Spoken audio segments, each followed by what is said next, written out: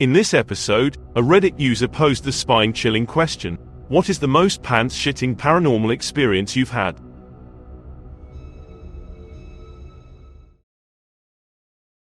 I dated a girl who lived in the house Aaron Burr hid in after killing Alexander Hamilton. I always said ghosts were BS, but that place was haunted AF. Middle of the night, nobody else in the house but us. I'd hear footsteps, hear whispers, and see shadows moving room to room. Doors would open and close, shit would fall off shelves. One night I was playing with her dog, rolling a tennis ball into the next room, and the dog was rolling it back. Bounce, bounce, nothing for a few seconds, bounce, bounce, ball comes back. I did that for like 15 minutes before I realized the dog was behind me asleep. Then the door slammed. I went straight home.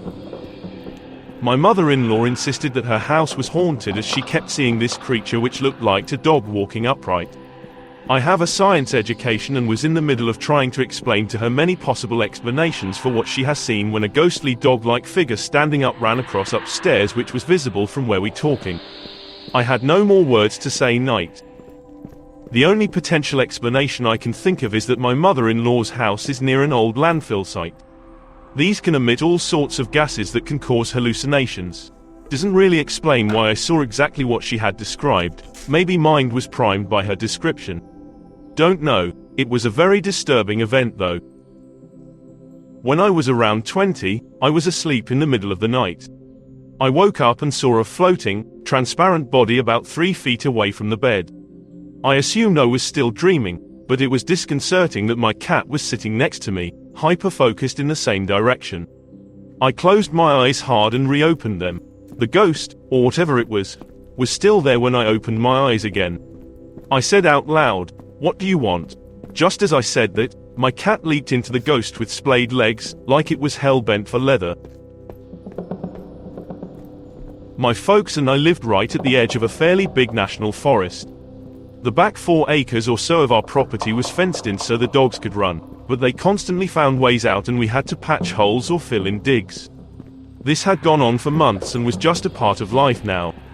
One night I was getting home fairly late and, as I got out of my car, my pappy hollered from somewhere in the woods along the fence, "Hey, since you're home, can you come give me a hand?" The person I was on the phone with heard him and said they'd let me go since it sounded like I had a fence to fix. I hollered back that I was going to set my stuff in the house and I'd be right there.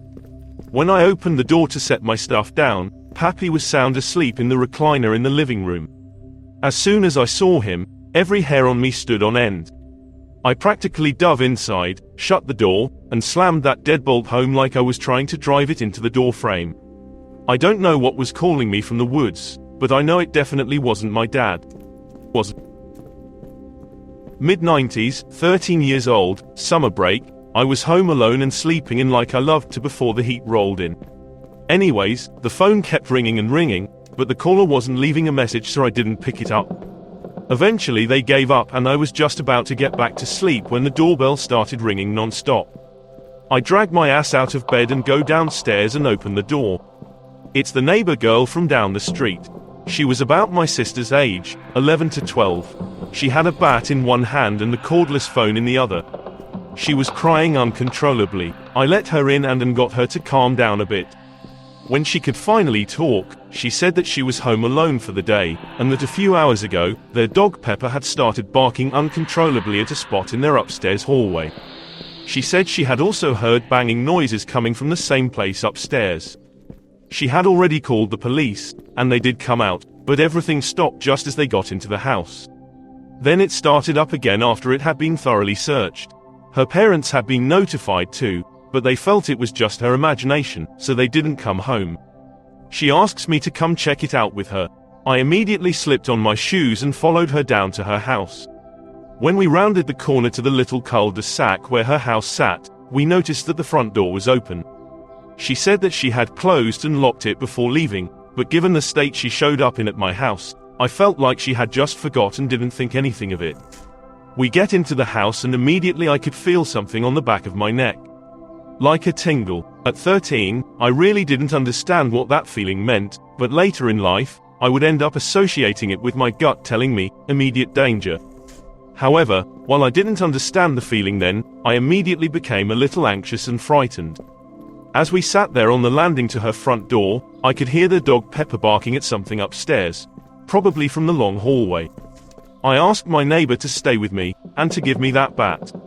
Then we started clearing the house, starting with the basement, then the kitchen, living room, and the garage until we were back in the front of the house near the stairs that led to the second level. With no else to check, we cautiously headed up.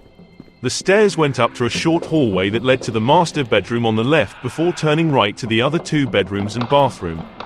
We cleared the master bedroom, then were left with the long hallway of rooms and bathroom to check.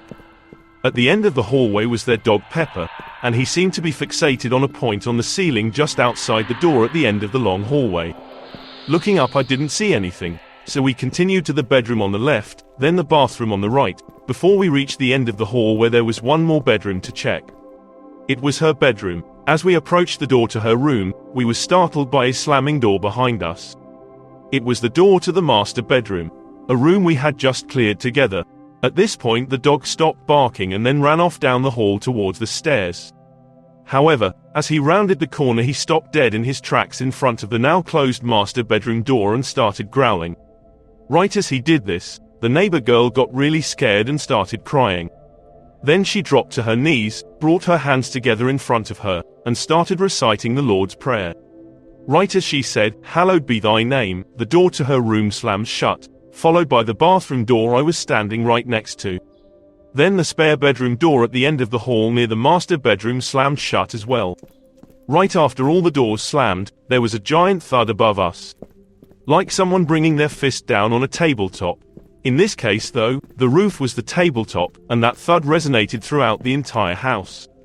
Not knowing what to do, I just yelled, "Stop." It wasn't directed at anyone, but it got my neighbor's attention, and the dog's attention, and then everything went silent.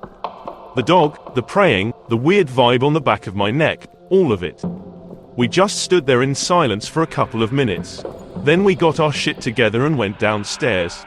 I told her she could hang out at our place for a while, and she agreed. We made sure to grab the dog and lock up, then walk back to my house. Worked overnights at various places for my organization. One place was an old mansion, then a residential program for teen moms. If you stood at the bottom of the servants' stairs in the back of the house, you would hear the noise of a party, people talking, laughing, faint music, etc. Another site was torn down, but before we were even there, it was an old convent site. Several people reported seeing nuns standing in the rubble of the buildings. The nuns were described as wearing old-fashioned habits, the full-length type from head to toe. And for my final story, at my main building we had a new maintenance man start. He was checking out the place by himself and then checked in with the assistant director. She asked him how it was going, any questions. He said no. He had a nice conversation with Mary down in the big laundry room, and she talked about how she used to do all the kids' laundry and repair the clothes, but now she just helps in the kitchen for breakfast and lunch. Our assistant director looks at him and says, "Mary died 2 years ago, but yes, that is what she did." So yep, he had a full-on conversation with a ghost. I put her name in quotes because I can't remember it off the top of my head.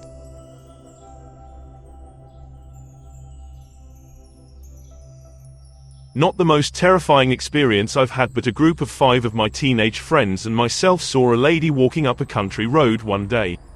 We were all stuffed in a little car, but it's a rural area of Kai, and this was the early 90s, so we stopped to ask her if she was okay.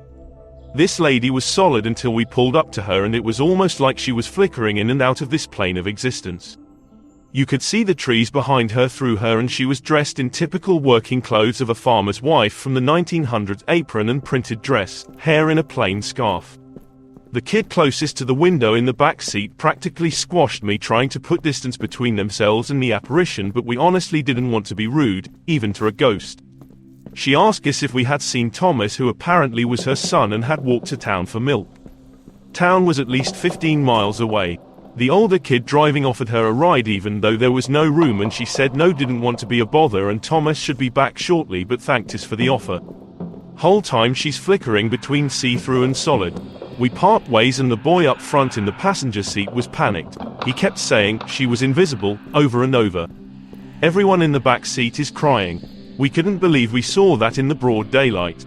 Once we get back to town, no sign of Thomas on way. We go to the park to collect ourselves. I was mad at the driver for stopping and wanted to know why the hell he would have offered a ride to a ghost.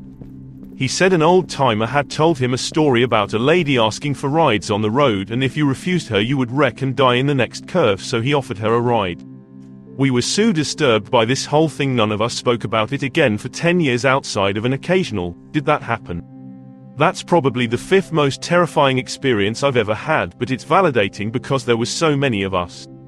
I don't even want to mention the other stuff because I don't want to invite anything.